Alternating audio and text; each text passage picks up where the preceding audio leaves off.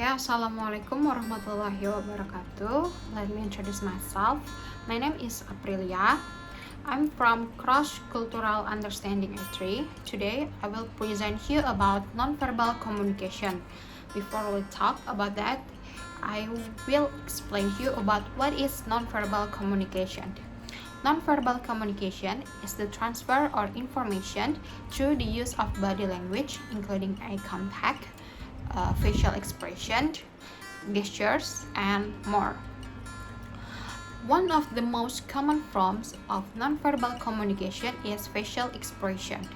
Using the eyebrows, mouth, and face muscle to convey can be very effective when communicating both emotion and information. Facial expression carry meaning that is determined by situation and relationship. In Indonesian, majority of people here are friendly, or in Indonesian language we call it ramah. And when they meet and cross paths or other places, they always smile and greet that people, whether someone they know or they not. Especially when they meet to the older people, they always smile and say hello. But it is different from the England. They will smile only to the people they consider close or people they know.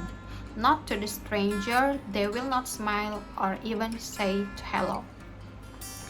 The second one is paralinguistic. Paralanguage includes the non-language elements of speech such as your talking speed, pitch, intonation, volume, and so on.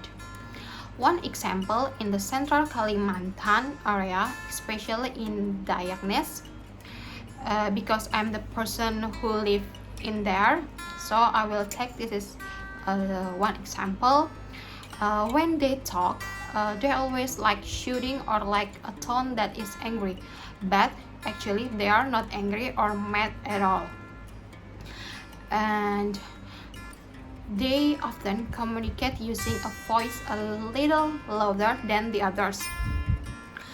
And it is different from the UK. One of thing that I heard that is the culture in there uses relaxed language. Relaxed language, it means they speak in a tone that they usually casual tone, like other people speak, like a normal tone. So this is one example how paralinguistic difference communicate with each other. The third one is body language. Another example, in Indonesia, when they meet or pass by an older people, they will always bend over to pass the older person. Here to showing a sense of politeness to the older person. So they will pass the old person while bending their body and saying, "Excuse me, ma'am." Jadi in Indonesian, kalau kita lewat lagi ada orang tua, itu kita biasanya membungkukkan badan kita dan mengatakan permisi bu, permisi pak, sambil kita lewat. But it is different from the culture in UK. In UK, they do not do that. The older people, they will walk and pass the older people like a normal. So just walk in that. And the last is a gaze, or I call it eye contact. And using eye contact is an extremely effective way to communicate each other, because it can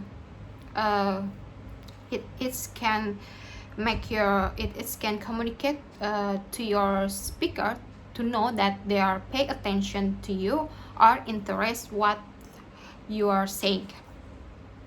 In Indonesia, avoiding eye contact is seen as a sign of respect. Why? Because when we talk to other people and at that time we look at them to use eye contact, when they talk, it is considered act of distance because for Indonesian it is impolite things to do.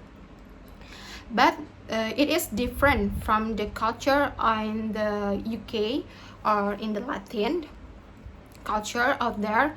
They consider to the eye contact when they're talking, it is to be very important because when the speakers saying something, you have to eye contact with them because it is make the speakers think it is interesting and you pay attention what they have said. And when we use eye contact, it means the communication that we convey looks interesting and make them feel comfortable to talking to each other. So, and I think that's all from my explanation, and I hope you understand what I've said, and I'm sorry if there any mistake from my explanation, and I hope you enjoyed. Okay, assalamualaikum warahmatullahi wabarakatuh.